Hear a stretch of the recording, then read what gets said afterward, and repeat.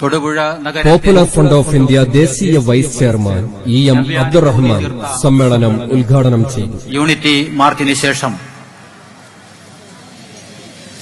ഈ പൊതുസമ്മേളനം ആരംഭിച്ചത്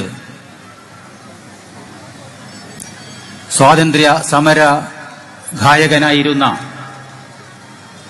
അല്ലാമ ഇഖ്ബാലിന്റെ സാരേ ജഹാൻ സെ അച്ഛാ ഹിന്ദുസ്ഥാൻ ഹമാര എന്ന ഗാനമാലപിച്ചുകൊണ്ടാണ്.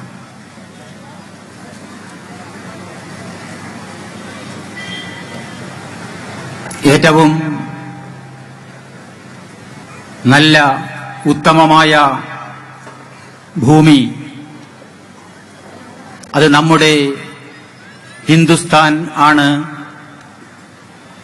എന്ന് പ്രകീർത്തിക്കുന്ന ആ ഗാനത്തിന്റെ അനുബന്ധമായി നമ്മുടെ ദേശീയ ഗാനത്തിന്റെ ഉപജ്ഞാതാവും സ്വാതന്ത്ര്യ സമരത്തിന്റെ മറ്റൊരു ഗായകനുമായിരുന്ന ശ്രീ രവീന്ദ്രനാഥ ടാഗോറിന്റെ പ്രാർത്ഥന നിർഭരമായ ഒരു കവിത കൂട്ടിച്ചേർത്തുകൊണ്ട് ഈ സമ്മേളനം ഉദ്ഘാടനം ചെയ്യാനാണ് ഞാൻ ഉദ്ദേശിക്കുന്നത്. എവിടെ മനസ്സ് ഭയരഹിതമായിരിക്കുന്നുവോ, എവിടെ അറിവ് സ്വതന്ത്രമായിരിക്കുന്നുവോ, എവിടെ ലോകം സങ്കുചിത ഗ്രഹഭിത്തികളാൽ ഛിന്ന ഭിന്നമാക്കപ്പെടാതിരിക്കുന്നുവോ,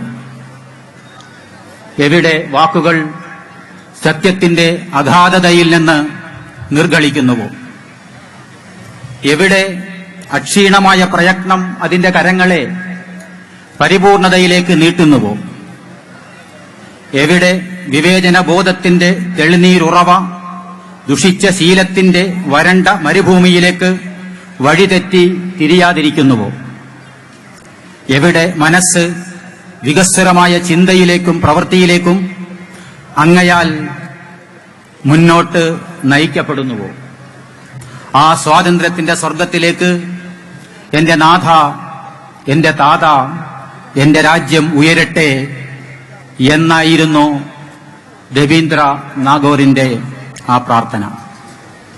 നമ്മുടെ രാജ്യം കടന്നുപോകുന്ന പുതിയ സാഹചര്യത്തിൽ അല്ലാമ ഇഖ്ബാലിന്റെ വരികൾ നമുക്ക് പ്രചോദനമാണെങ്കിൽ രവീന്ദ്രനാഥ ടാഗോറിന്റെ വാക്കുകൾ നമുക്ക് ഒരു മുന്നറിയിപ്പും ആത്മപരിശോധനയ്ക്കുള്ള ആഹ്വാനവുമാണ് എന്ന് ഞാൻ ആമുഖമായി പറയുകയാണ്. ഈ വാക്കുകളുടെ പിൻബലത്തോടെ ഈ മഹാസമ്മേളനം ഉദ്ഘാടനം ചെയ്തതായി ഞാൻ പ്രഖ്യാപിക്കുകയാണ്. ഇഖ്ബാൽ വിഭാവനം ചെയ്ത ഉന്നതമായ രാഷ്ട്രം നമുക്ക് യാഥാർത്ഥ്യമാക്കേണ്ടതുണ്ട്. പവർ ഇന്ത്യ കോൺഫറൻസിൽ വെച്ചാണ് ഒരു അഖിലേന്ത്യാ പ്രസ്ഥാനമായി, അഖിലേന്ത്യാ മുന്നേറ്റമായി പോപ്പുലർ ഫ്രണ്ട് ഓഫ് ഇന്ത്യ പ്രഖ്യാപിക്കപ്പെട്ടത്. നയാ കാരവാൻ നയാ ഹിന്ദുസ്ഥാൻ, പുതിയ ഇന്ത്യ കെട്ടിപ്പടുക്കാനുള്ള പുതിയൊരു യാത്രാസംഘം അന്നവിടെ നിന്ന് ബാംഗ്ലൂരിലെ ചരിത്ര പ്രസിദ്ധമായ ടിപ്പു സുൽത്താൻ നഗറിൽ നിന്ന് യാത്ര ആരംഭിക്കുകയുണ്ടായി. ആ യാത്ര ഇന്ന് ഇന്ത്യയുടെ അഷ്ടദിക്കുകളിലും എത്തിച്ചേരുകയും അങ്ങനെ വടക്ക് ഡൽഹിയുടെ ആ കോട്ട കൊത്തളങ്ങൾ മുതൽ തെക്ക് കന്യാകുമാരിയുടെ തീരങ്ങൾ വരെയും കിഴക്ക് മണിപ്പൂരിലെ മലനിരകൾ മുതൽ പടിഞ്ഞാറ് രാജസ്ഥാനിലെ ആ മരുപ്പരമ്പുകൾ വരെ ഇന്ന് ഈ പ്രസ്ഥാനത്തിന്റെ പോപ്പുലർ ഫ്രണ്ട് ഓഫ് ഇന്ത്യയുടെ മൂവർണ്ണക്കൊടി പാറിക്കളിക്കുന്ന ഒരു സാഹചര്യം ഉണ്ടായിരിക്കുകയാണ്.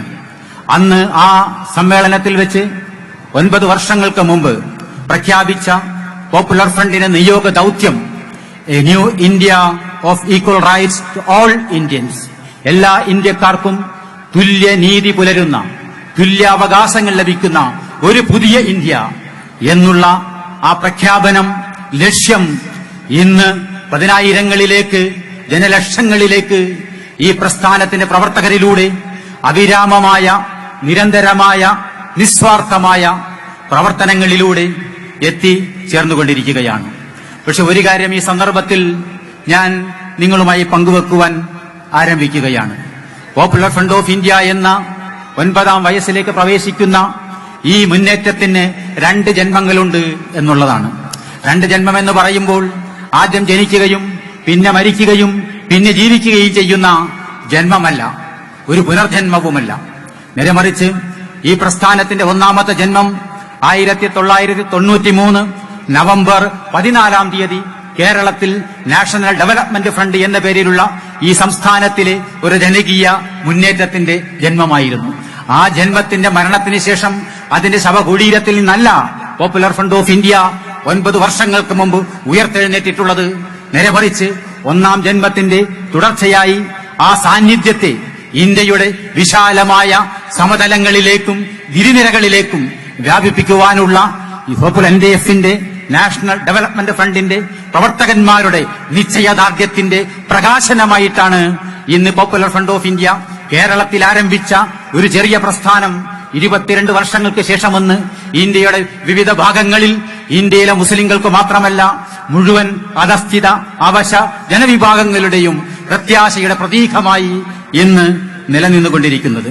ഈ പിന്നിട്ട NDFന്റെ കേരളത്തിൽ ആരംഭിച്ച 22 വർഷക്കാലം കേരളത്തിനും തമിഴ്നാടിനും കർണാടകയ്ക്കും വെളിയിലേക്ക് പോപ്പുലർ ഫ്രണ്ട് ഓഫ് ഇന്ത്യയുടെ ഈ കഴിഞ്ഞ 9 വർഷക്കാലത്തെ യാത്ര അത് നിരന്തരമായ വ്യാപനത്തിന്റെ ഒരു യാത്രയായിരുന്നു, നിരന്തരമായ വളർച്ചയുടെ യാത്രയായിരുന്നു, നിരന്തരമായ പ്രവർത്തനത്തിന്റെ ഒരു യാത്രയുമായിരുന്നു. ഇന്ന് ഈ പ്രസ്ഥാനം 15 സംസ്ഥാനങ്ങളിൽ ശൃംഖലയോടുകൂടി പ്രവർത്തിക്കുകയാണ്. ഇന്ത്യയുടെ 15 സംസ്ഥാനങ്ങളിൽ സംസ്ഥാന തലത്തിലുള്ള സംവിധാനത്തോടുകൂടി അടിത്തട്ടിലേക്ക് എത്തിച്ചേരുന്ന ശൃംഖലയോടുകൂടി ഇന്ന് ഇന്ത്യയുടെ ഏതാണ്ട് 300ഓളം ജില്ലകളിൽ പോപ്പുലർ ഫ്രണ്ട് ഓഫ് ഇന്ത്യ പ്രവർത്തനങ്ങൾ വ്യാപിച്ചിരിക്കുകയാണ്. മാത്രമല്ല ഈ പ്രസ്ഥാനം അതിനു പുറമെ ഇന്ത്യയുടെ മറ്റ് ചില സംസ്ഥാനങ്ങളിൽ കൂടി സാന്നിധ്യം അറിയിക്കുകയും പുതിയ പുതിയ സംസ്ഥാനങ്ങളിലേക്ക് എത്തിക്കൊണ്ടിരിക്കുകയാണ്. 2015 ഈ സംഘടനയെ 2014 ഈ സംഘടന ആസാമിൽ അതിന്റെ സംസ്ഥാന കമ്മിറ്റി പ്രഖ്യാപിക്കുകയുണ്ടായി. 2016 അല്ലെങ്കിൽ കഴിഞ്ഞ വർഷം 2015 ഈ പ്രസ്ഥാനം അതിന്റെ സാന്നിധ്യം 2 മഹാസമ്മേളനങ്ങളിലൂടെ ജാർഖണ്ഡ് സംസ്ഥാനത്തും ബീഹാർ സംസ്ഥാനത്തും പ്രഖ്യാപിക്കുകയുണ്ടായി. ഒരു കേഡർ പ്രസ്ഥാനം എന്നുള്ള നിലയിൽ ഏതാണ്ട് 1 ലക്ഷത്തിലധികം കേഡറുകളും ഒപ്പം നിൽക്കുന്ന സഹസംഘടനകൾ പ്രവർത്തിക്കുന്ന ഏതാണ്ട് 5 ലക്ഷത്തോളം വരുന്ന സഹകാരികളുടേതുമായിട്ടുള്ള 6 ലക്ഷത്തിൽ പരം വരുന്ന പ്രവർത്തകരുടെ ഒരു ശൃംഖല ഇന്ന് ഇന്ത്യയുടെ വിവിധ ഭാഗങ്ങളിലായി കെട്ടിപ്പടുക്കുവാൻ ഈ സംഘടനയ്ക്ക് സാധിച്ചിരിക്കുകയാണ്. കഴിഞ്ഞ കാലഘട്ടങ്ങളിൽ ഭൂതകാലത്തും വർത്തമാനകാലത്തും പോയ കാലങ്ങളിലും ഇന്നത്തെ കാലത്തും ഇന്ത്യ രാജ്യത്തിലെ ജനങ്ങൾ അഭിമുഖീകരിക്കുന്ന വെല്ലുവിളികളും പ്രശ്നങ്ങളും ഏറ്റെടുത്തുകൊണ്ട് ബഹുജന മുന്നേറ്റങ്ങൾ ഈ പ്രസ്ഥാനം സംഘടിപ്പിച്ചുകൊണ്ടിരിക്കുകയാണ്. ജനങ്ങൾക്ക് എവിടെ പോപ്പുലർ ഫ്രണ്ടിന്റെ സാന്നിധ്യമുണ്ടോ അവിടെ ജനങ്ങൾക്ക് സുരക്ഷാബോധമുണ്ടാക്കുകയും ജനകീയ പ്രശ്നങ്ങളിൽ ഇടപെടുകയും സാമൂഹിക വികസന പ്രവർത്തനങ്ങളിൽ ഏർപ്പെടുകയും മനുഷ്യാവകാശ ലംഘനങ്ങൾക്കെതിരെ ഫാസിസ്റ്റ് അതിക്രമങ്ങൾക്കെതിരെ ജനകീയമായ പ്രതിരോധം തീർക്കുകയും രാഷ്ട്രീയ അവബോധമുണ്ടാക്കുകയും ചെയ്തുകൊണ്ട് ഈ പ്രസ്ഥാനം അതിന്റെ സാന്നിധ്യത്തെ സാർത്ഥകമാക്കി കൊണ്ടിരിക്കുകയാണ്. തീർച്ചയായിട്ടും ഈ സംഘടനയുടെ സന്ദേശത്തിന്റെ സാധൂകരണമാണ് ഇന്ന് ഇന്ത്യയിൽ സംഭവിച്ചുകൊണ്ടിരിക്കുന്നത്.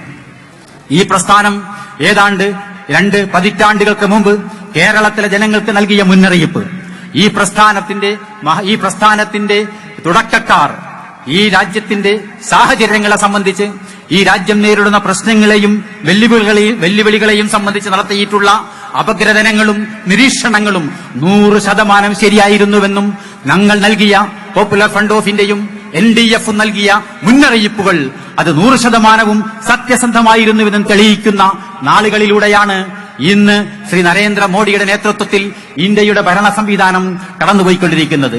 ഫാസിസം, രാഷ്ട്രീയ സ്വയം സേവക് സംഘ്, RSS, സംഘപരിവാർ, ന്യൂനപക്ഷ അതിക്രമങ്ങൾ, വർഗീയ കലാപങ്ങൾ എന്ന് തുടങ്ങി മനുഷ്യാവകാശ ലംഘനങ്ങൾ തുടങ്ങിയിട്ടുള്ള ഫാഷിസത്തിന്റെയും വർഗീയതയുടെയും അജണ്ടകളെക്കുറിച്ച്, അതിന്റെ ഭീകരതയെക്കുറിച്ച് പോപ്പുലർ ഫ്രണ്ട് ഇക്കാലമത്രയും നൽകിയ മുന്നറിയിപ്പ് ഇന്ന് പുലർന്നുകൊണ്ടിരിക്കുന്നു, അത് സത്യമായിക്കൊണ്ടിരിക്കുന്നു എന്നതിൽ ഞങ്ങൾക്കൊട്ടും സന്തോഷമില്ല എന്ന് പറയാൻ ആഗ്രഹിക്കുകയാണ്.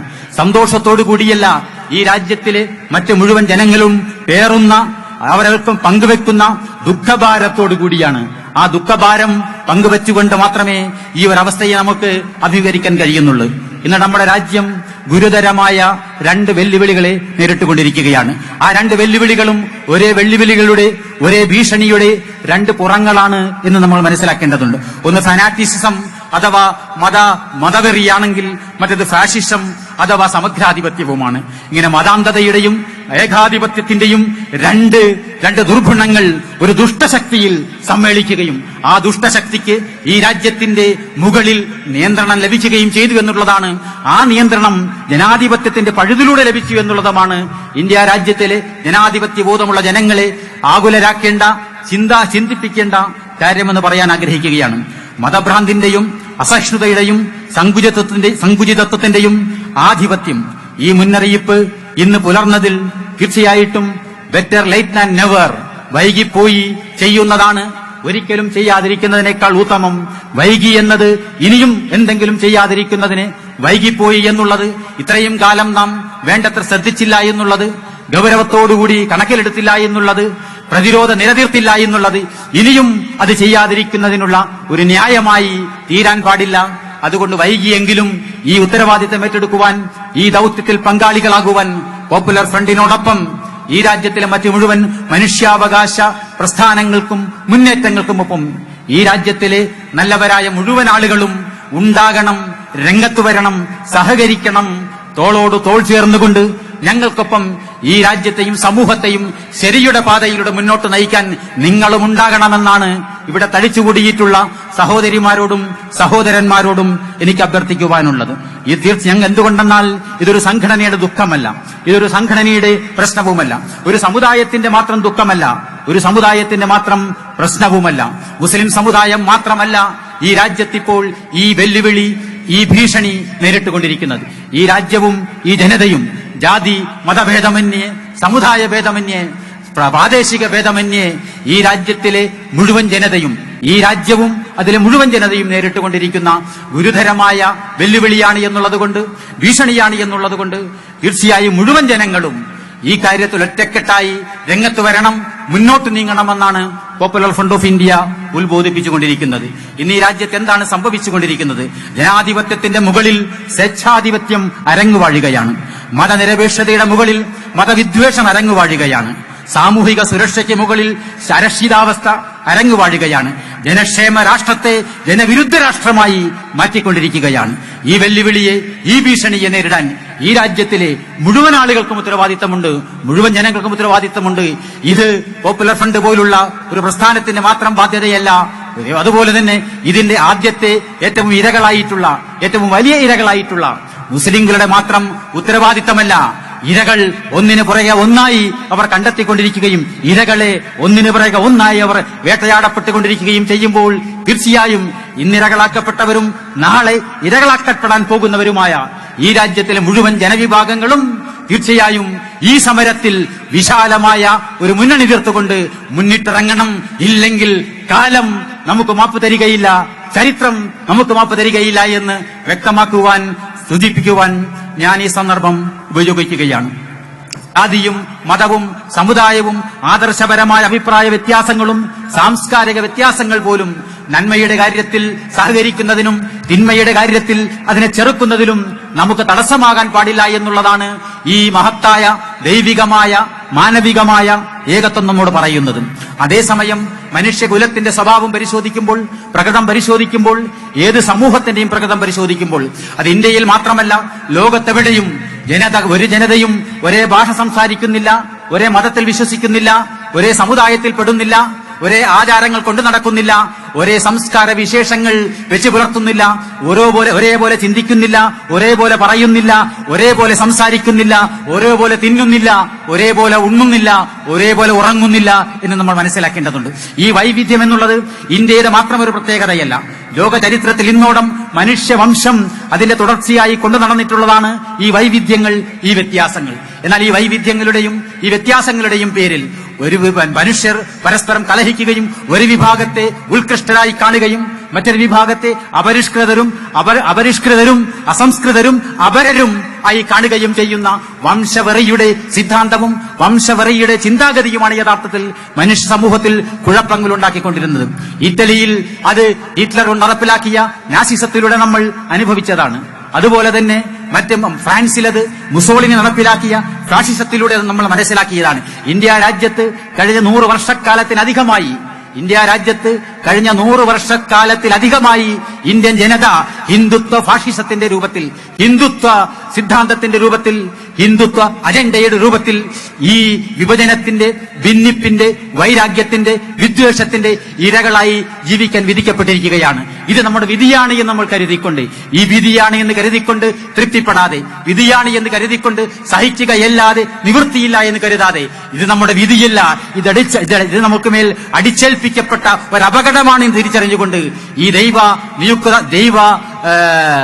ദൈവപ്രോക്തമായ, അത് മാനവികമായ, ചരിത്രപരമായ, മനുഷ്യ സമൂഹത്തിന്റെ പ്രകൃതിപരമായ ഈ നാനാത്വത്തിൽ ഐക്യമുണ്ടാക്കുക എന്നുള്ളത്, നാനാത്വത്തെ, വ്യത്യാസങ്ങളെ, വൈജാത്യങ്ങളെ സഹിഷ്ണുതയോടുകൂടി ഉൾക്കൊള്ളുകൊണ്ട് പരസ്പരം സ്വീകരിച്ചുകൊണ്ട്, അംഗീകരിച്ചുകൊണ്ട്, സഹിച്ചുകൊണ്ടും പൊറുത്തുകൊണ്ടും പൊതുവായ നന്മയ്ക്ക് വേണ്ടി യോജിക്കുക എന്നുള്ള ഐക്യ സന്ദേശം ഉയർത്തിപ്പിടിക്കുക എന്നുള്ളതാണ് നാനാത്വത്തെ ഏകത്വം ഒരു സന്ദേശമായി ഈ സമ്മേളനത്തിൽ, ഈ വർഷത്തെ പോപ്പുലർ ഫ്രണ്ട് ദിനത്തിൽ നമ്മൾ ഏറ്റെടുത്തതിന്റെ ഉദ്ദേശം.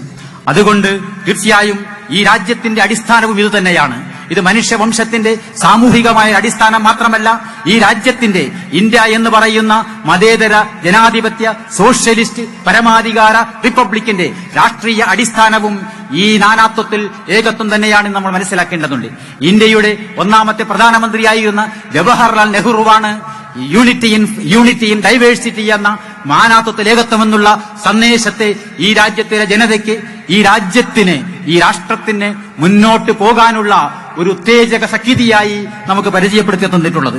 നമ്മുടെ രാജ്യത്തിലെ ഭരണഘടനയും ഈ വൈവിധ്യങ്ങളെ ഉൾക്കൊള്ളുന്ന, ഈ വൈവിധ്യങ്ങൾ അംഗീകരിക്കുന്ന എല്ലാ വിഭാഗം ജനങ്ങളുടെയും അഭിപ്രായ സ്വാതന്ത്ര്യവും, വിശ്വാസ സ്വാതന്ത്ര്യവും, മതസ്വാതന്ത്ര്യവും, സാംസ്കാരിക സ്വാതന്ത്ര്യവും, സഞ്ചരിക്കാനുള്ള സ്വാതന്ത്ര്യവും, സംഘടിക്കാനുള്ള സ്വാതന്ത്ര്യവും, തൊഴിലെടുക്കാനുള്ള സ്വാതന്ത്ര്യവും എന്നു തുടങ്ങി മുഴുവൻ വ്യക്തി സ്വാതന്ത്ര്യങ്ങളും സാമൂഹിക സ്വാതന്ത്ര്യങ്ങളും ഇന്ത്യൻ ഭരണഘടന മൗലികാവകാശങ്ങൾ എന്ന ഒരു പ്രത്യേക അധ്യായത്തിൽ ഉൾപ്പെടുത്തിക്കൊണ്ട് ഈ രാജ്യത്തിലെ ഓരോ പൗരന്റെയും, ഓരോ പൗര സമൂഹത്തിന്റെയും, ഓരോ വർഗത്തിന്റെയും അവകാശമാണ് എന്ന് അടിയവരയിട്ട് പറയുകയും ഇത് നടപ്പിലാക്കാൻ വേണ്ടിയാണ് ഭരണഘടന പിടിച്ച് സത്യം ചെയ്തുകൊണ്ട് ഭരണാധികാരികളെ ജനങ്ങൾ തിരഞ്ഞെടുത്ത് അയക്കുന്നത് എന്ന് ഓർമ്മപ്പെടുത്തുകയും ചെയ്യുന്നുണ്ട് എന്ന് നമ്മൾ മനസ്സിലാക്കേണ്ടതുണ്ട്. അതുകൊണ്ട് ഈ വൈവിധ്യത്തിനെതിരെ അപശബ്ദം മുഴക്കുന്ന ആളുകൾ, ഈ ഐക്യത്തിന്റെ സന്ദേശത്തെ വെട്ടിപ്പിളർത്തുകൊണ്ട് അനൈക്യത്തിന്റെയും രക്തച്ചൊരിച്ചിലിന്റെയും കലാപത്തിന്റെയും അന്തരീക്ഷമുണ്ടാക്കുന്ന ആളുകൾ, അവർ ഭരണാധികാരം കയ്യിൽ ഒതുക്കിക്കൊണ്ട് അവർ ഈ രാജ്യത്തിലെ ജനാധിപത്യ സംവിധാനം നൽകിയ അവകാശത്തെ ദുരുപയോഗപ്പെടുത്തിക്കൊണ്ട് ഈ രാജ്യത്തിന്റെ ഭരണഘടനയെ അതിനക്തമായി പ്രധാനമന്ത്രി മുതൽ ഒരു ശാഖയിലെ, നിങ്ങളുടെ നാട്ടിലെ ശാഖയിലെ, RSS ശാഖയിലെ സ്വയം സേവകൻ വരെ, RSS പ്രചാരകനായി പരിചയം നേടി ഇപ്പോൾ പ്രധാനമന്ത്രിയായിരിക്കുന്ന നരേന്ദ്രമോദി മുതൽ ഈ പ്രദേശത്തിലെ RSS ശാഖയിൽ വഴിതെറ്റിക്കപ്പെട്ട സാധാ സ്വയം സേവകൻ വരെയുള്ള ആളുകൾ ചെയ്തുകൊണ്ടിരിക്കുന്നത് ഈ മാനവിക മൂല്യങ്ങളുടെ മാത്രമല്ല, ദേശീയതയുടെ പേരിൽ, ദേശസ്നേഹത്തിന്റെ പേരിൽ മറ്റുള്ളവരുടെ ദേശീയത ചോദ്യം ചെയ്തുകൊണ്ട്, മറ്റുള്ളവരുടെ ദേശസ്നേഹം ചോദ്യം ചെയ്തുകൊണ്ട് നിങ്ങൾ യഥാർത്ഥത്തിൽ ദേശീയതയ്ക്കെതിരായ ദേശദ്രോഹപരമായ ഭരണഘടനാപരമായ പ്രവർത്തനമാണ് അവിരാമം നിരന്തരം നടത്തിക്കൊണ്ടിരിക്കുന്നത് എന്ന് മനസ്സിലാക്കണമെന്ന് ഞാൻ ആവശ്യപ്പെടുകയാണ്. ഇന്ത്യൻ ദേശീയതയുടെ പാരമ്പര്യത്തിനെതിരായ ഒരു തീവ്ര ദേശീയ പാരമ്പര്യം ഇന്ത്യൻ സ്വാതന്ത്ര്യ സമരത്തിലുടനീളമുണ്ടായിരുന്നു. അത് ഇന്ത്യൻ നാഷണൽ കോൺഗ്രസ് ഒരു വശത്ത് സ്വാതന്ത്ര്യ സമരത്തിന് പരിശ്രമിച്ചുകൊണ്ടിരിക്കുമ്പോൾ ആ ഇന്ത്യൻ നാഷണൽ കോൺഗ്രസിന്റെ അമരത്ത് കയറിപ്പറ്റിക്കൊണ്ട് ഹിന്ദുത്വ അജണ്ട നടപ്പിലാക്കുന്ന പണി, അത് ഒന്നാം സ്വാതന്ത്ര്യ സമരത്തിന് ശേഷം 19ാം നൂറ്റാണ്ടിന്റെ അവസാനം വരെ ഇന്ത്യൻ നാഷണൽ കോൺഗ്രസിന്റെ തുടക്കം മുതൽ തന്നെ തുടരുകയുണ്ടായി എന്ന് നമുക്ക് മനസ്സിലാക്കാൻ കഴിയും. ഇന്ത്യൻ സ്വാതന്ത്ര്യ സമരത്തിന് ഒരു വശത്ത് മതേതരത്വത്തിന്റെയും അതോടൊപ്പം അതിന് സമാന്തരമായി ഹിന്ദുത്വ വർഗീയതയുടെയും രണ്ട് സമാന്തരമായ ചാലുകൾ ഉണ്ടായതിന്റെ പരിണിത ഫലമാണ് മുഹമ്മദ് അലി ജിന്ന മതേതരത്വത്തിന്റെ അംബാസഡർ എന്ന് ഒരിക്കൽ സരോജിനി നായിഡു, ഇന്ത്യയുടെ വാനമ്പാടി സരോജിനി നായിഡു വിശേഷിപ്പിച്ച മുഹമ്മദ് അലി ജിന്നയും സാരേ ജഹാൻ സെ അച്ച എന്ന് പറഞ്ഞ ഈ അതിമനോഹരമായ കാവ്യം രചിച്ച് നമ്മെ ത്രസിപ്പിച്ചുകൊണ്ടിരിക്കുന്ന അല്ലാമ മുഹമ്മദ് ഇക്ബാൽ വരെയും പാകിസ്ഥാൻ വാദം ഉന്നയിച്ചെങ്കിൽ അവരെ കൊണ്ട് പാകിസ്ഥാനിന്റെ വാദം ഉന്നയിപ്പിക്കുകയായിരുന്നു. പാകിസ്ഥാനിലേക്ക് പോകാൻ അവർ നിർബന്ധിതമാകുന്ന ഒരു സാഹചര്യം സൃഷ്ടിച്ചത് ഈ രാജ്യത്തിലെ ഹിന്ദുത്വ, വർഗീയ, ഫാഷിസ്റ്റ് ശക്തികളുടെ മുൻനിര നേതാക്കന്മാരാണ് എന്ന് നമ്മൾ മനസ്സിലാക്കേണ്ടതുണ്ട്. 1906 മുസ്ലിം ലീഗ് രൂപീകരിക്കുന്ന അതേ വർഷം തന്നെയാണ്, 1906 തന്നെയാണ് ഹിന്ദു മഹാസഭ രൂപീകരിക്കപ്പെട്ടത് എന്ന് നിങ്ങൾ മനസ്സിലാക്കേണ്ടതുണ്ട്. അതുപോലെ തന്നെ ജിന്നയും സുഹ്റവർദിയും ഇഖ്ബാലും ഒക്കെ തന്നെ ഇന്ത്യയിലെ ഹിന്ദുക്കളും മുസ്ലിങ്ങളും ഒരുമിച്ച് ജീവിക്കാൻ, ഒറ്റ രാഷ്ട്രമായി ജീവിക്കാൻ പറ്റുന്നവരല്ല, ഒറ്റ രാഷ്ട്രമായി ജീവിക്കാൻ സാധ്യമല്ല. അതുകൊണ്ട് മുസ്ലിങ്ങൾക്ക് പാകിസ്ഥാനും ഹിന്ദുക്കൾക്ക് ഹിന്ദുസ്ഥാനുമേ രക്ഷയുള്ളൂ എന്ന് പറയുന്നതിന് മുമ്പ് തന്നെ ഈ രാജ്യത്തിലെ ഹിന്ദുക്കളും മുസ്ലിങ്ങളും രണ്ട് രാഷ്ട്രങ്ങളാണ് എന്നുള്ള ദ്വിരാഷ്ട്രവാദം ഉന്നയിച്ചത് VD സവർക്കർ എന്ന് പറയുന്ന ഹിന്ദുത്വ ഐഡിയോലോഗ്, ഹിന്ദുത്വ ആചാര്യനാണ് എന്ന് ചരിത്രം പഠിപ്പിച്ചു തരികയാണ്. അതുകൊണ്ട് ബ്രിട്ടീഷുകാരെ സേവ പിടിച്ചുകൊണ്ട് ഈ രാജ്യത്തിലെ ജനങ്ങൾ, സ്വാതന്ത്ര്യദാഹമുള്ള ജനങ്ങൾ, മതന്യൂനപക്ഷങ്ങൾ, അടിസ്ഥാന വർഗങ്ങൾ, പുരോഗമനവാദികൾ ഈ രാജ്യത്ത് ബ്രിട്ടീഷുകാർക്കെതിരെ അടരാടിക്കൊണ്ടിരുന്നപ്പോൾ ഞങ്ങളുടെ ഊർജം, ഹിന്ദുക്കളുടെ ഊർജം ബ്രിട്ടീഷുകാർക്കെതിരെ സമരം ചെയ്തുകൊണ്ട് പാഴാക്കാനുള്ളതല്ല, അത് യഥാർത്ഥ ശത്രുക്കളായ മുസ്ലിങ്ങൾക്കെതിരെ കരുതി വെച്ച് കാത്തിരിക്കുകയാണ് വേണ്ടതെന്ന് പറഞ്ഞുകൊണ്ട് സ്വാതന്ത്ര്യ സമരത്തെ ഒറ്റിക്കൊടുത്തവർ, ക്വിറ്റ് ഇന്ത്യ സമരത്തിൽ നിന്ന് മാറി നിന്ന ആളുകൾ, എന്നിലധികം രാഷ്ട്രപിതാവായ മഹാത്മാഗാന്ധിയുടെ മേൽ വെടിയുണ്ട വായിച്ച കാബാലികനായ ഗോഡ്സെയെ ഈശ്വരതുല്യനായി പൂവിട്ട് പൂജിക്കുന്ന ഈ RSSും സംഘപരിവാരവുമാണ് യഥാർത്ഥത്തിൽ ഈ രാജ്യത്തിലെ അന്തഛിദ്രതയുടെ, വിദ്വേഷത്തിന്റെ, രാജ്യദ്രോഹത്തിന്റെ പാരമ്പര്യത്തിന് കുത്തകക്കാരെന്ന് പറയാൻ, അത് മനസ്സിലാക്കുവാൻ പുതിയ ചരിത്രബോധവും പുതിയ ഗവേഷണങ്ങളും പുതിയ അനുഭവങ്ങളും ആവശ്യമില്ല. ഇന്ത്യ രാജ്യത്തിന്റെ ചരിത്രം, ഇന്ത്യ രാജ്യത്തിന്റെ പൈതൃകം ഒരിക്കലും തുടച്ചു മാറ്റാനാവാത്ത ചരിത്രത്തിന്റെ ഏടുകൾ, അത് ഒരു ചോദ്യചിഹ്നമായി, വെല്ലുവിളിയായി ഈ രാജ്യത്തെ ഹിന്ദുത്വ ഫാഷിസ്റ്റ് ശക്തികളുടെ മുമ്പിൽ എഴുന്നേറ്റ് നിൽക്കുകയാണ് എന്ന് പറയാൻ ഞാൻ ആഗ്രഹിക്കുകയാണ്. സ്വന്തം ഇതേ മാർച്ച് കന്യാകുമാരി ജില്ലയിൽ നടക്കുകയാണ്. ഇന്ന് ഇതേ മാർച്ച്, ഇതേ പ്രോഗ്രാം ഡൽഹിയിൽ നടന്നു കഴിഞ്ഞിരിക്കുന്നു, മണിപ്പൂരിൽ നടന്നു കഴിഞ്ഞിരിക്കുന്നു, ആസാമിൽ ഉണ്ടായിരിക്കുന്നു, ജാർഖണ്ഡിലും. അങ്ങനെ ഇന്ത്യയുടെ 15 സംസ്ഥാനങ്ങളിൽ ഇന്ന് നൂറുകണക്കിന് സമ്മേളനങ്ങളിലൂടെ, ഐക്യദാർഢ്യ ചുവടുവെപ്പുകളിലൂടെ ആയിരക്കണക്കായ യുവാക്കൾ, സ്ത്രീകളും പുരുഷന്മാരും പൊതുജനങ്ങളും ഈ സന്ദേശം ഒരു താക്കീതായി ഈ രാജ്യത്തെ ശിഥിലീകരിക്കാൻ ശ്രമിക്കുന്ന ഹിന്ദുത്വ ഫാഷിസ്റ്റ് വർഗീയ ശക്തികൾക്ക് നൽകിക്കഴിഞ്ഞിരിക്കുന്നു, നൽകിക്കൊണ്ടിരിക്കുന്നു. അതുകൊണ്ട് ഒറ്റപ്പെട്ട ഒരു ശബ്ദമല്ല, അടിച്ചമർത്താൻ കഴിയുന്ന ഒരു സന്ദേശമല്ല ഇത് എന്ന് ഈ രാജ്യത്ത് നിങ്ങൾ, ഈ രാജ്യത്തിന്റെ ശത്രുക്കൾ പോപ്പുലർ ഫ്രണ്ടിനെ ഇല്ലായ്മ ചെയ്യാൻ സ്വപ്നം കാണുന്ന ശക്തികൾ കണ്ടറിയണം, മനസ്സിലാക്കണം, കണ്ടും കൊണ്ടും നിങ്ങൾ അറിയണം എന്ന് പറയാൻ ഞാൻ ആഗ്രഹിക്കുകയാണ്. സഹോദരന്മാരെ, സഹോദരിമാരെ, ഇന്നിപ്പോൾ ദേശസ്നേഹത്തെ ദേശദ്രോഹത്തിന്റെ ഉപകരണമാക്കിക്കൊണ്ടിരിക്കുകയാണ്. യഥാർത്ഥ ദേശദ്രോഹികൾ ദേശസ്നേഹികളുടെ കുത്തക അവകാശപ്പെടുകയും യഥാർത്ഥ ദേശസ്നേഹികളെ മുഴുവൻ ദേശദ്രോഹികളാക്കുകയും ചെയ്തിരിക്കുന്നു. തങ്ങളോടൊപ്പം നിൽക്കാൻ തയ്യാറില്ലാത്തവർ, തങ്ങളോടൊപ്പം ചേരാൻ തയ്യാറില്ലാത്തവർ, തങ്ങളുടെ ആശയങ്ങൾ അംഗീകരിക്കാൻ തയ്യാറില്ലാത്ത ആളുകൾ, തങ്ങളുടെ അജണ്ടകളെ തടസ്സപ്പെടുത്തുന്ന ആളുകൾ, ആദ്യം അവർ മുസ്ലിങ്ങളെ തേടി വന്നു. അല്ല, അതിനു മുമ്പ് അവർ സിഖുകാരെ തേടി വന്നു എന്ന് ഞാൻ പറയാൻ ആഗ്രഹിക്കുകയാണ്. മുസ്ലിങ്ങളെയും സിഖുകാരെയും തേടി വന്നപ്പോൾ മറ്റു പലരും മൗനം പാലിച്ചു. അത് ഞങ്ങളെ ബാധിക്കുന്നില്ലല്ലോ എന്നവർ വിചാരിച്ചു. 2002 ഗുജറാത്തിലെ വംശഹത്യാ പരീക്ഷണത്തിന് ശേഷം പിന്നീടുള്ള വർഷങ്ങൾ ഇത് ക്രിസ്ത്യാനികളെ തേടി നടന്നു. അപ്പോൾ ക്രിസ്ത്യാനികൾക്കും തിരിച്ചറിവുണ്ടായി. ഇത് BJP എന്ന് പറയുന്ന ഒരു പാർട്ടിയെ മാത്രം ഉപയോഗപ്പെടുത്തിക്കൊണ്ടല്ല, സർവ്വ പാർട്ടികളിലും സർക്കാർ സംവിധാനങ്ങളിലും വ്യാപിച്ചു കിടക്കുന്ന ഈ വർഗീയ ഘടകങ്ങളെ ദുരുപയോഗപ്പെടുത്തിക്കൊണ്ട് ദേശീയ പാർട്ടികളിലും മതേതര പാർട്ടികളിലും കൂടി ഏജന്റുമാരെ തിരികെ കയറ്റിക്കൊണ്ട് ഈ വിദ്വേഷത്തിന്റെയും ഈ ഉന്മൂലനത്തിന്റെയും അജണ്ട ഇവർ നടപ്പിലാക്കി വരികയാണ്. ഇക്കാര്യത്തിൽ ഒന്നാം പ്രതിയുടെ സ്ഥാനത്ത് സംഘ് പരിവാർ നിൽക്കുമ്പോൾ നമ്മുടെ രാജ്യത്തിലെ മതേതര രാഷ്ട്രീയത്തിനും ഈ കുറ്റത്തിൽ നിന്ന് കൈകഴുകി രക്ഷപ്പെടാൻ സാധിക്കുകയില്ല എന്ന് മനസ്സിലാക്കേണ്ടതുണ്ട്. ഇന്ത്യൻ സമൂഹത്തിലും ഇന്ത്യൻ രാഷ്ട്രീയത്തിലും പൂർണ്ണമായും പുറന്തള്ളപ്പെട്ടതിനു ശേഷം 1984 തെരഞ്ഞെടുപ്പിലെ കനത്ത പരാജയത്തിന് ശേഷം ഹിന്ദുത്വ വർഗീയതയ്ക്ക് സംഘപരിവാറിന് ബിജെപിക്ക് ഇന്നിപ്പോൾ സ്വന്തം നിലയിൽ അധികാരം ആസ്വദിക്കാൻ കഴിയുന്ന അവസ്ഥയിലേക്ക് എത്തിച്ചതിൽ വളരെ സുപ്രധാനമായൊരു പങ്കുവഹിച്ച സംഭവമാണ് ബാബരി മസ്ജിദിന്റെ ധ്വംസനം എന്ന് പറയുന്നത്. ആ ബാബരി മസ്ജിദ് ധ്വംസനത്തിൽ എത്ര സമർത്ഥമായാണ് അവർ മതേതരത്വം അവകാശപ്പെടുന്ന കോൺഗ്രസിനെ ഉപയോഗപ്പെടുത്തിയത്. എത്ര സമർത്ഥമായാണ് അവർ നരസിംഹറാവുവിന്റെ കോൺഗ്രസ് ഗവൺമെന്റിനെ, ആ ഗവൺമെന്റിന്റെ കീഴിലുള്ള പോലീസിനെയും പട്ടാളത്തെയും സർവ്വസന്നാഹങ്ങളെയും അപഹാസ്യമായ രീതിയിൽ നോക്കുകുത്തികളാക്കി നിർത്തിയത്. എങ്ങനെയാണ് അവർ ഈ ജുഡീഷ്യറിയെ പോലും ദുരുപയോഗപ്പെടുത്തിയത്. പിന്നീട് ഈ രാജ്യത്ത് മതന്യൂനപക്ഷങ്ങളുടെ അതിജീവനത്തെ തടസ്സപ്പെടുത്തുവാൻ, ശാക്തീകരണ ശ്രമങ്ങളെ തുരങ്കം വെക്കുവാൻ അവർ ഈ രാജ്യത്തിലെ തുല്യാവകാശമുള്ള പൗരന്മാരായി നിലനിൽക്കുകയും വളരുകയും ചെയ്യുന്നതിൽ പ്രതിബന്ധങ്ങൾ സൃഷ്ടിക്കുവാൻ എത്രയോ കരിനിയമങ്ങൾ ഉപയോഗിച്ചു. തടയും പോട്ടയും കാലഹരണപ്പെട്ടപ്പോൾ, ജനകീയ പ്രക്ഷോഭങ്ങളുടെ ഫലമായി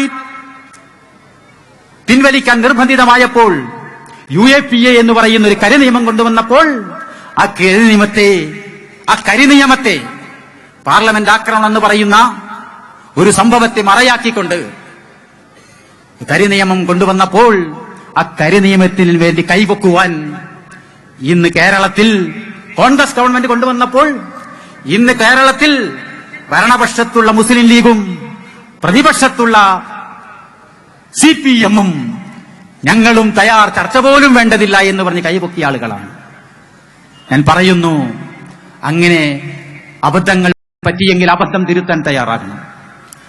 ഇന്നിപ്പോൾ ഒരുപാട് സംഭവങ്ങൾ, ഞാൻ അതിലേക്ക് പ്രവേശിക്കുന്നില്ല, സംഭവങ്ങൾ വിവരിക്കാൻ ഞാൻ ഉദ്ദേശിക്കുന്നില്ല. ചില സൂചനകൾ ഇവിടെ അധ്യക്ഷ പ്രസംഗത്തിലൂടെ ലഭിച്ചു കഴിഞ്ഞു. മറ്റുദാഹരണങ്ങൾ പിന്നീട് വിശദീകരിക്കപ്പെടുന്നതാണ് ഞാൻ പറയുന്നത്. ഹൈദരാബാദ് യൂണിവേഴ്സിറ്റിയിലെ രോഹിത് വെമുലയുടെ അറസ്റ്റ്, അതുപോലെ തന്നെ ഡൽഹി യൂണിവേഴ്സിറ്റിയിലെ വിദ്യാർത്ഥി യൂണിയൻ ചെയർമാൻ കനയ്യ കുമാറിന്റെ അറസ്റ്റ്, അതോടൊപ്പം അറസ്റ്റ് ചെയ്യപ്പെട്ട മനുഷ്യാവകാശ പ്രവർത്തകനും ഡൽഹി യൂണിവേഴ്സിറ്റി അധ്യാപകനുമായ SIR ഗീലാനിയുടെ അറസ്റ്റ്. ഒരു വശത്ത് ഈ രാജ്യത്ത് നിലനിൽക്കുന്ന ജാതീയമായ വെറിയാണ് നമുക്ക് കാണാം, ജാതീയമായ വെറിയും മതപരമായ വെറിയും. അതോടൊപ്പം തന്നെ ഈ രാജ്യത്തെ കരിനിയമങ്ങൾ സൃഷ്ടിച്ചുകൊണ്ട് ഓരോ ഭരണകൂടവും തങ്ങൾക്ക് ഇഷ്ടമില്ലാത്തവരുടെ മേൽ പ്രയോഗിക്കുമ്പോൾ അവരുപയോഗിക്കുന്ന ഒരു സൂത്രവാക്യമാണ് രാജ്യസ്നേഹം എന്ന് പറയുന്നത്.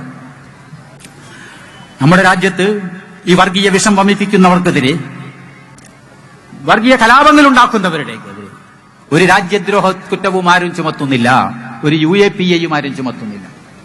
അപ്പോൾ അതുകൊണ്ട് തീർച്ചയായും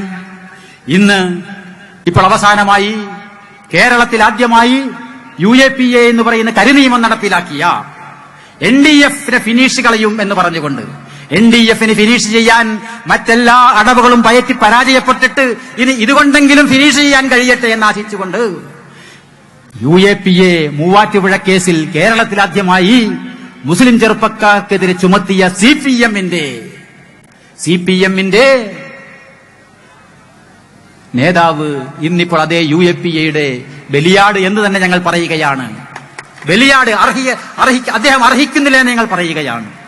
ഈ രാജ്യത്ത് UAPA പോപ്പുലർ ഫ്രണ്ടിന്റെ പ്രവർത്തകന്മാർക്കെതിരെ മാത്രമല്ല, മുസ്ലിം യുവാക്കൾക്കെതിരെ മാത്രമല്ല, CPM-ന്റെ നേതാക്കന്മാർക്കെതിരെ മാത്രമല്ല, ഈ രാജ്യത്തിലെ RSS-ന്റെ സന്നദ്ധ സേവകർക്കെതിരെയും ഉപയോഗിക്കാൻ പാടില്ല എന്നാണ് ഞങ്ങൾ പറയുന്നത്.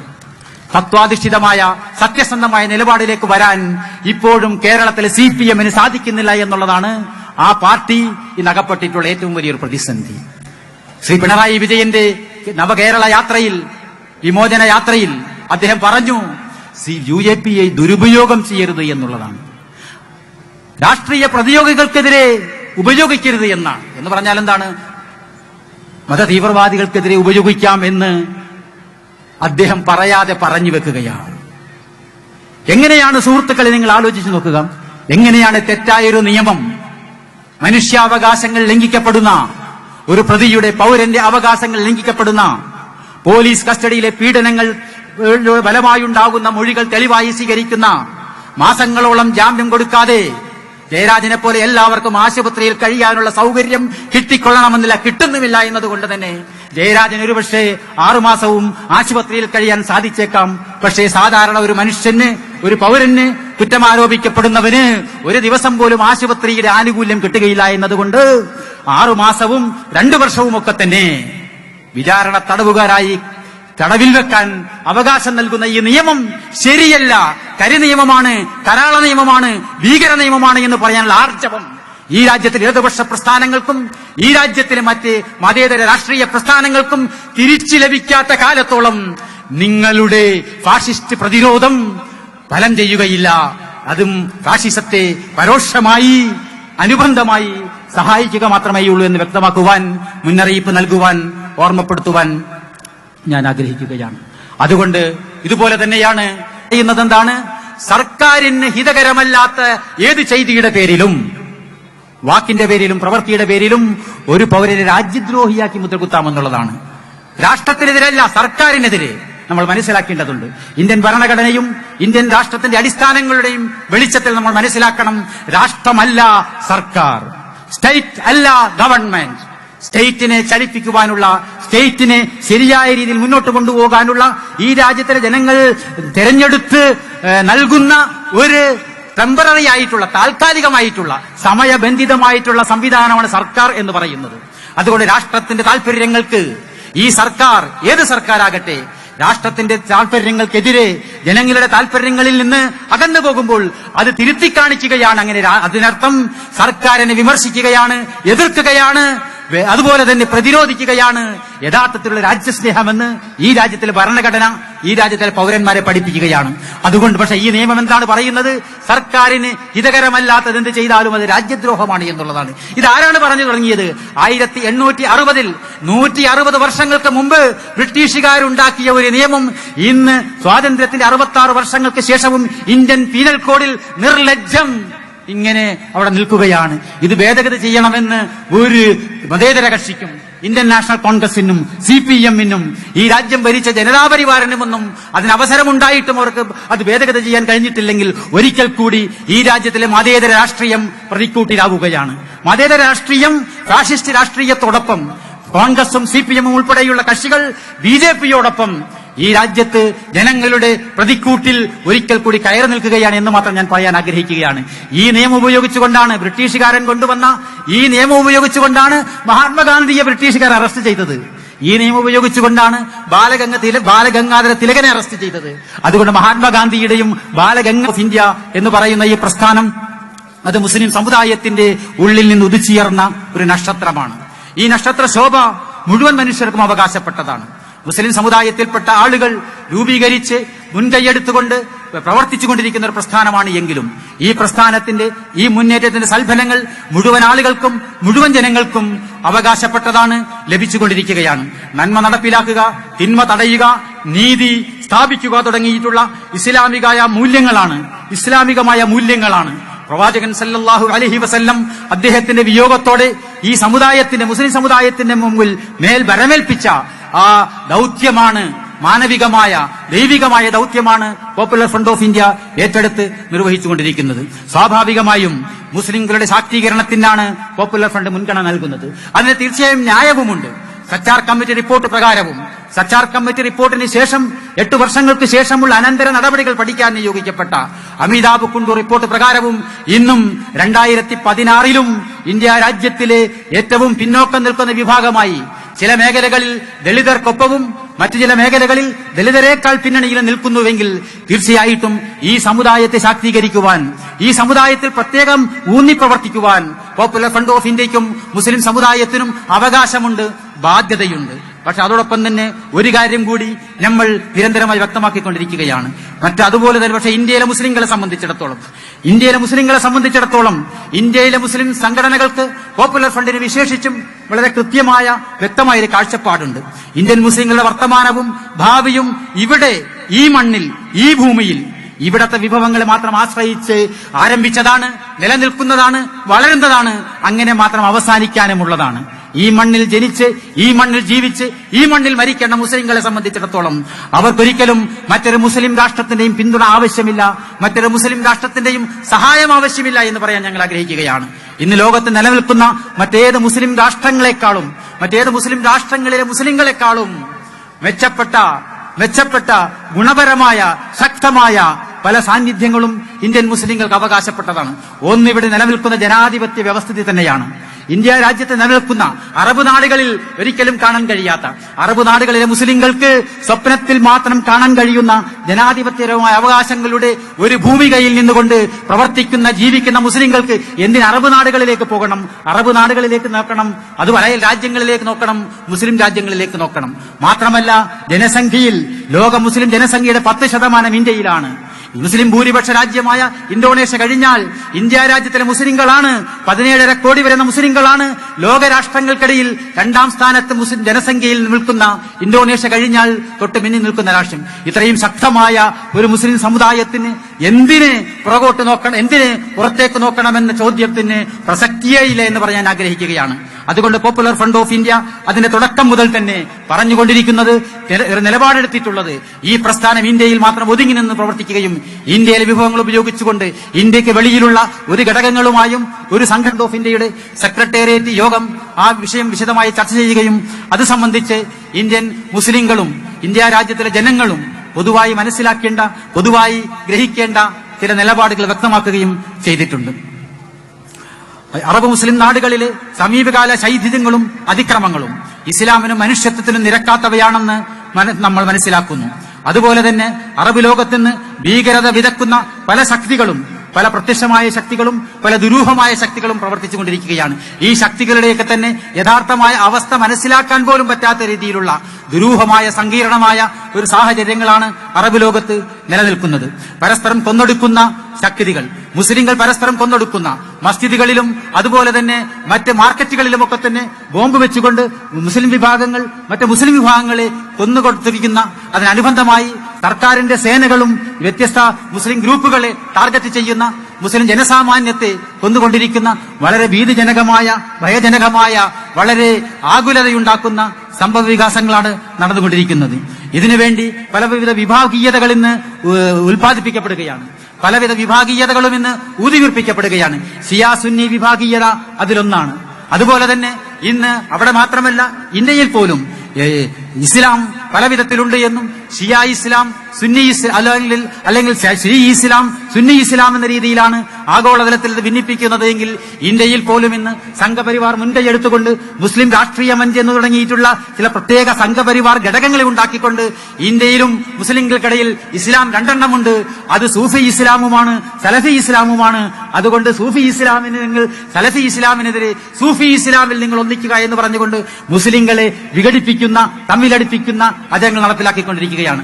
സ്വാഭാവികമായും തീർച്ചയായിട്ടും ആഗോളതലത്തിലും അറിഞ്ഞും അറിയാതെയും മുസ്ലിം ഗ്രൂപ്പുകളും മുസ്ലിം ഭരണകൂടങ്ങളും പണ്ഡിതന്മാർ പോലും ഇത്തരത്തിലുള്ള വിഭാഗീയതയുടെ ചട്ടുകങ്ങളായി മാറിക്കൊണ്ടിരിക്കുകയാണ്.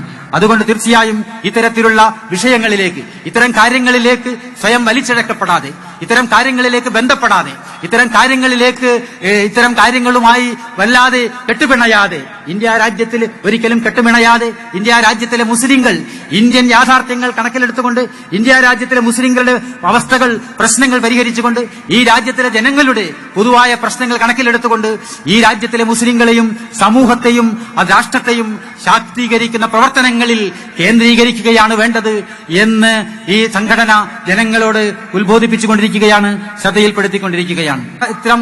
ഇത്തരം വാർത്തകളിൽ സ്ഥാനം പിടിക്കുന്ന ഈ പ്രസ്ഥാനങ്ങളിലൊക്കെ തന്നെയും യഥാർത്ഥത്തിൽ ഇസ്ലാമിന്റെ ഐക്യത്തിന്റെയും ഏകതയുടെയും മുസ്ലിങ്ങൾ തമ്മിലുള്ള പരസ്പരമുള്ള പാരസ്പര്യത്തിന്റെയും സന്ദേശമല്ല, രക്തച്ചൊരിച്ചിലിന്റെയും അതുപോലെ തന്നെ അക്രമത്തിന്റെയും വിദ്വേഷത്തിന്റെയും വിഭാഗീയതയുടെയും ഒക്കെ തന്നെ സംഭവങ്ങളിലേക്കാണ് എത്തിപ്പെടുന്നത് എന്ന് അനുദിനം നമുക്ക് വാർത്തകൾ ലഭിച്ചുകൊണ്ടിരിക്കുകയാണ്. അതുപോലെ തന്നെ മുസ്ലിങ്ങൾ എന്നുള്ള നിലയിൽ ലോകത്തെവിടെ നിന്നുള്ള മുസ്ലിങ്ങൾ, ലോകത്തെവിടെയുമുള്ള മുസ്ലിങ്ങൾ, എമ്പാടുമുള്ള മുസ്ലിങ്ങൾ ഏതെങ്കിലും ഒരു രാജ്യത്ത്, ഏതെങ്കിലും ഒരു പ്രദേശത്ത് ഒരു പ്രസ്ഥാനത്തിന്റെ പേര് കേട്ടാൽ, അതുമല്ലെങ്കിൽ ഇസ്ലാമിക ഖിലാഫത്തെന്നോ ഇസ്ലാമിക രാഷ്ട്രമെന്നോ കേട്ടാൽ, അല്ലെങ്കിൽ ഞാൻ ഖലീഫയാണ് എന്ന് ഒരാൾ പ്രഖ്യാപിച്ചാൽ, ലോകത്തുള്ള എല്ലാ ഭാഗങ്ങളിലുള്ള മുസ്ലിങ്ങൾ, ഇന്ത്യയിലെ മുസ്ലിങ്ങൾ ഉൾപ്പെടെ അത് അംഗീകരിക്കേണ്ടവരാണ്, ആ വിളികേട്ടങ്ങോട്ട് പോകേണ്ടവരാണ് എന്നുള്ളത് ഇസ്ലാമിന്റെ അടിസ്ഥാനങ്ങളെ സംബന്ധിച്ചുമുള്ള വസ്തുനിഷ്ഠമല്ലാത്ത അപൂർണമായ ധാരണകളുടെ അടിസ്ഥാനത്തിൽ മാത്രമേ അത്തരത്തിൽ ചിന്തിക്കുവാനും അത്തരത്തിൽ ആകർഷിക്കുവാനും സാധിക്കുകയുള്ളൂ എന്ന് കാണേണ്ടതുണ്ട്. അതുകൊണ്ടാണ് ഇന്ത്യ രാജ്യത്തിലെ മുസ്ലിങ്ങൾ അത്തരം സംഗതികളിലേക്കൊന്നും ആകൃഷ്ടരാകാതെ അതിന്റെയൊക്കെ തന്നെ വക്താക്കളായി പോകാതെ ഇന്ന് ലോകരാഷ്ട്രങ്ങളിൽ തന്നെ വിവിധ ലോകരാഷ്ട്രങ്ങളിൽ ഇത്തരം പുതിയ പ്രസ്ഥാനങ്ങൾക്കുള്ള, പുതിയ സംഘങ്ങൾക്കുള്ള സ്വാധീനം പരിശോധിക്കുമ്പോൾ ഇന്ത്യയിലാണ് അൽ ഖായിദ, IS തുടങ്ങിയിട്ടുള്ള സംഘടനകൾക്ക് ഏറ്റവും കുറഞ്ഞ സ്വാധീനമുള്ളത് എന്ന് നമ്മുടെ പ്രധാനമന്ത്രിയും നമ്മുടെ ആഭ്യന്തരമന്ത്രിയും തന്നെ സമ്മതിച്ചു കഴിഞ്ഞിട്ടുള്ളതാണ്. അതൊരു വശത്ത് അങ്ങനെ പ്രസ്താവനകൾ നടക്കുമ്പോൾ മറുവശത്ത് ഇന്ന് ഈ IS-നെ ഉപയോഗപ്പെടുത്തിക്കൊണ്ട് അല്ലെങ്കിൽ മറ്റു ചില മുസ്ലിം ഗ്രൂപ്പുകളുടെ പേരുകൾ ഉപയോഗപ്പെടുത്തിക്കൊണ്ട് മുസ്ലിം വേട്ടയുടെ പുതിയൊരു അധ്യായം തുറക്കാനുള്ള ശ്രമങ്ങളും നമ്മുടെ രാജ്യത്ത് ഇന്റലിജൻസ് ഏജൻസികളും സെക്യൂരിറ്റി ഏജൻസികളും ആരംഭിച്ചു കഴിഞ്ഞിരിക്കുകയാണ്. ഇത് നമ്മൾ അംഗീകരിക്കുകയില്ല എന്ന് പറയാൻ ആഗ്രഹിക്കുകയാണ്. ഇന്ത്യൻ മുസ്ലിങ്ങൾ ഇത്തരം എല്ലാ ബാഹ്യ വിദേശ ശക്തികളിൽ നിന്നും അകലം പാലിച്ചുകൊണ്ട് അവനെയൊക്കെ തന്നെ തള്ളിക്കളഞ്ഞുകൊണ്ട് ഇന്ത്യ രാജ്യത്ത് ഈ മണ്ണിൽ നിന്നുകൊണ്ട് ഈ മണ്ണിന് യോജിച്ച ഒരു പ്രവർത്തന ക്രമവുമായി മുന്നോട്ട് പോകുന്നതോടൊപ്പം തന്നെ ഇത്തരത്തിലുള്ള പാകിസ്ഥാൻ ലേബലാകട്ടെ അല്ലെങ്കിൽ ISI ലേബലാകട്ടെ അത്തരത്തിലുള്ള അടിസ്ഥാനരഹിതമായ അർത്ഥശൂന്യമായ അത്തരത്തിലുള്ള ലേബലുകൾ ചാർത്തിക്കൊണ്ട് അത്തരത്തിലുള്ള കച്ചിത്തുരുമ്പുകൾ കയറിപ്പിടിച്ചുകൊണ്ട് ഈ രാജ്യത്തിലെ മുസ്ലിം യുവാക്കളെ ഒരിക്കൽ കൂടി രാജ്യദ്രോഹ നിയമത്തിനും UAPA-യ്ക്കും വിധേയരാക്കി കാലാകാലം ജയിലിലിടാനുള്ള അജണ്ട അത് സംഘപരിവാർ ഉപേക്ഷിക്കണമെന്നാണ് ഗവൺമെന്റ് ഏജൻസികൾ, ഇന്റലിജൻസും അതുപോലെ തന്നെ സെക്യൂരിറ്റി ഏജൻസികളും അതിലുപരി ഈ രാജ്യത്തിലെ പ്രധാനമന്ത്രിയും ആഭ്യന്തരമന്ത്രിയും കേന്ദ്ര സർക്കാരും വിവേകം കൈമുതലാക്കി വിവേകപരമായി ചിന്തിച്ചുകൊണ്ട് ഈ രാജ്യത്തിന്റെ ക്ഷേമവും ഐക്യവുമാണ് നിങ്ങൾ ഏതെങ്കിലും രീതിയിൽ താല്പര്യമുണ്ട് എങ്കിൽ തീർച്ചയായിട്ടും അതിൽ നിന്ന് പിന്മാറണം എന്ന് ഞാൻ ഈ സന്ദർഭത്തിൽ ആവശ്യപ്പെടുകയാണ്. അവസാനമായി ഒരു കാര്യം കൂടി പറയാൻ ആഗ്രഹിക്കുകയാണ്. വർഗീയ ഭ്രാന്തിനും ഏകാധിപത്യ ഭരണത്തിനുമെതിരെയുള്ള നേരത്തെ ഞാൻ സൂചിപ്പിച്ചതാണ് ജനകീയമായ ഒരു കൂട്ടായ്മയുടെ ആവശ്യതയാണെന്ന് വന്നിട്ടുള്ളത്.